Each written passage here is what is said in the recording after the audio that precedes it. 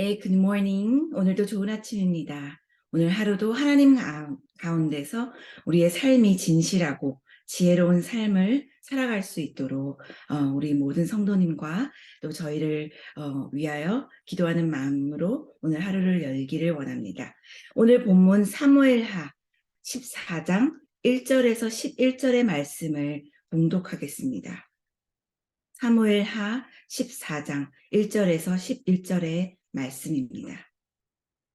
스루야의 아들 요압이 왕의 마음이 압살롬에게로 향하는 줄 알고 드고아에 사람을 보내 거기서 지혜로운 여인 하나를 데려다가 그에게 이르되 청하건대 너는 상주가 된 것처럼 상복을 입고 기름을 바르지 말고 죽은 사람을 위하여 오래 슬퍼하는 여인같이 하고 왕께 들어가서 그에게 이러이러하라 말하게 하고 요압이 그의 입에 할 말을 넣어주니라. 드고와 여인이 왕께 아랠 때에 얼굴을 땅에 대고 엎드려 이르되 왕이여 도우소서 하니 왕이 그에게 이르되 무슨 일이냐 하니라. 대답하되 나는 진정으로 과부니이다. 남편은 죽고 이 여종에게는 아들 둘이 있더니 그들이 들에서 싸우나 그들을 말리는 사람이 아무도 없으므로 한 아이가 다른 아이를 쳐 죽인지라. 온 족속이 일어나서 당신의 여종 나를 핍박하여 말하기를 그의 동생을 쳐 죽인 자를 내놓으라. 우리가 그의 동생 죽인 죄를 갚아 그를 죽여 상속자 될 것까지 끊겠노라 하오니 그러한즉 그들이 내게 남아있는 숯불을 꺼서 내 남편의 이름과 씨를 세상에 남겨두지 아니하겠나이다 하니 왕이 여인에게 이르되 내 집으로 가라. 내가 너를 위하여 명령을 내리리라 하는지라. 드고와 여인이 왕께 아뢰되 내 주 왕이여 그 죄는 나와 내 아버지의 집으로 돌릴 것이니 왕과 왕위는 허물이 없으리이다. 왕이 이르되 누구든지 내게 말하는 자를 내게로 데려오라. 그가 다시는 너를 건드리지도 못하리라 하니라. 여인이 이르되 청하건대 왕은 왕의 하나님 여호와를 기억하사 원수 갚는 자가 더 죽이지 못하게 하옵소서. 내 아들을 죽일까 두렵나이다 하니 왕이 이르되 여호와께서 살아계심을 두고 맹세하노니 내 아들의 머리카락 하나도 땅에 떨어지지 아니하리라 하니라. 아멘. 이것은 하나님의 말씀입니다. 압살롬이 그 누이 다말 사건으로 인하여 이복 형인 암논을 죽인 후에 3년이 지나도록 다윗으로부터 도피한 삶을 살아가고 있습니다. 이때에 다윗이 압살롬을 그리워하고 있다라는 것을 눈치챈 요압이 군대 장관 요압이 압살롬을 돌아오게 하기 위하여 계략을 짜게 됩니다. 아들을 그리워하는 그 다윗 왕의 마음을 진심으로 위하는 그런 마음이었다면 다윗을 찾아가서 위로하며 설득할 수도 있었을 것입니다.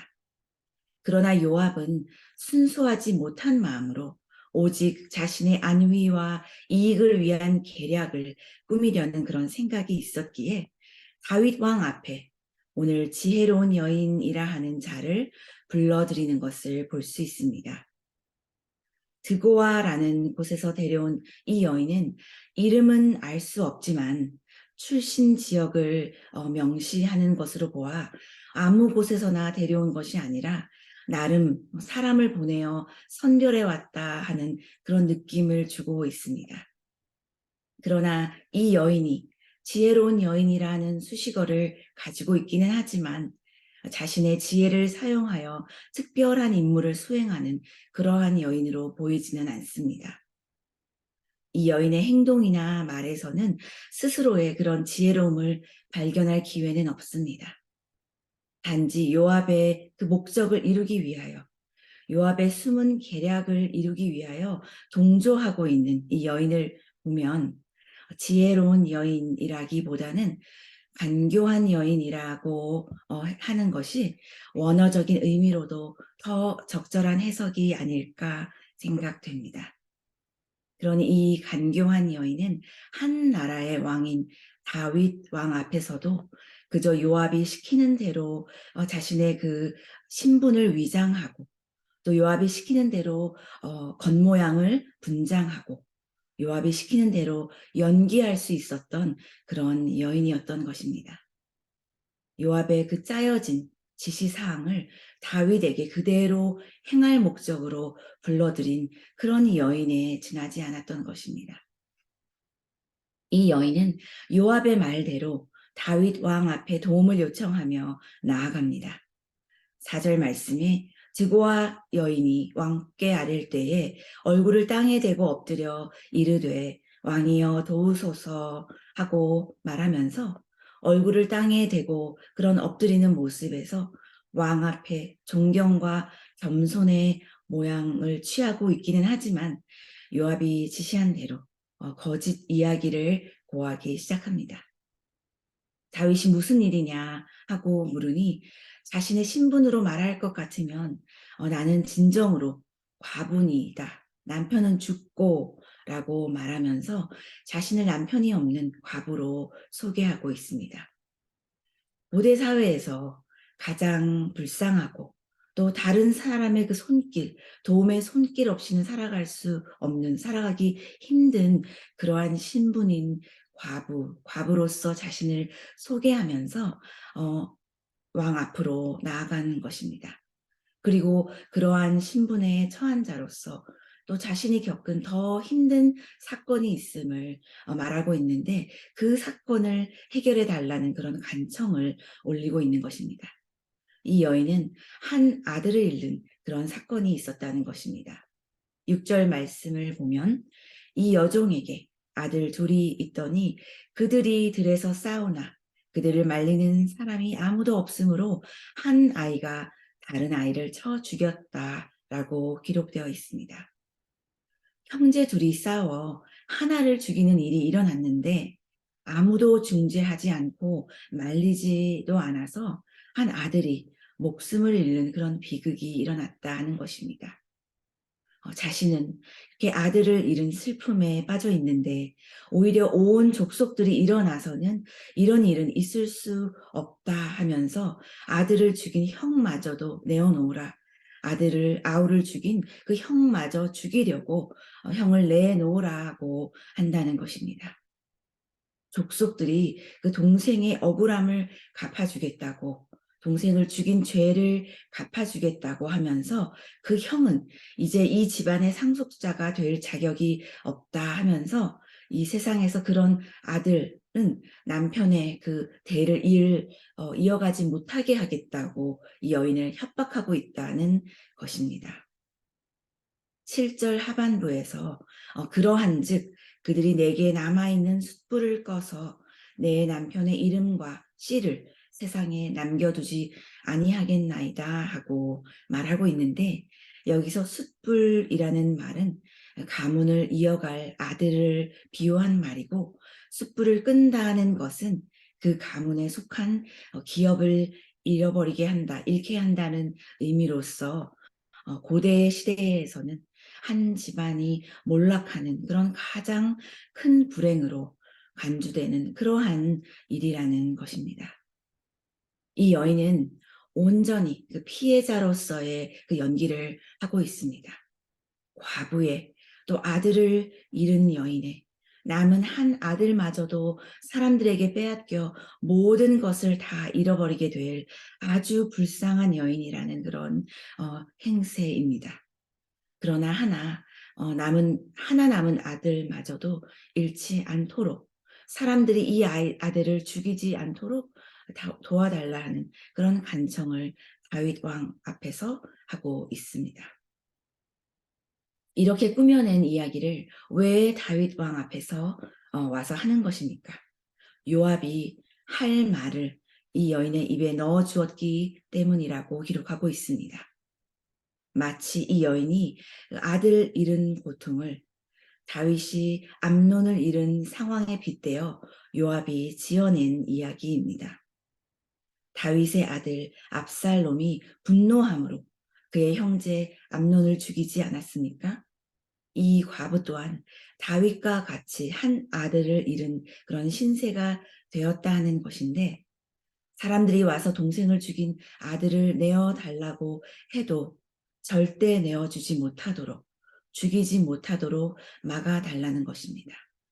남은 한 아들은 반드시 살아야 한다는 것입니다. 그와 같이 압살롬도 반드시 살려서 데리고 와야 한다는 메시지를 암시하고 있는 것입니다. 간사한 요압은 분명 압살롬이 언젠가는 다윗 후에 왕이 될 것이라고 생각하고 있었기 때문에 이 여인을 통하여 다윗을 설득하고 압살롬을 데려오게 하고는 그 결과로서는 압살롬의 환심을 사서 이후에 자기에게 유리한 상황을 미리 꾸며놓으려는 그런 의도였던 것입니다. 요압은 자기의 권력을 유지하기 위해서 자신의 이익을 위해서는 수단과 방법을 가리지 않는 그런 사람이었습니다. 이번에도 압살롬에게 환심을 사기 위해 인간적인 계략을 꾸몄지만 결국 그의 삶은 자신이 세운 뜻대로 펼쳐지지 아니하고 후에는 큰 비극을 초래하게 될 것입니다. 11절에서는 계속해서 거짓 연기를 이 여인으로 하여금 하게 하면서 하나님의 이름까지 거론하고 있습니다. 여인이 이르되 청컨대 왕은 왕의 하나님 여호와를 기억하사 원수 갚는 자가 더 죽이지 못하게 하옵소서. 내 아들을 죽일까 두렵나이다 라고 하면서 내 아들을 죽이지 못하게 하는 것, 이것이 곧 여호와의 뜻이며 여호와가 원하는 일인 것처럼 말하면서 여호와의 이름을 이용하여 그의 마음을 조정하고 있는 그런 모양입니다. 다윗은 이 여인의 말에 속아 넘어갑니다.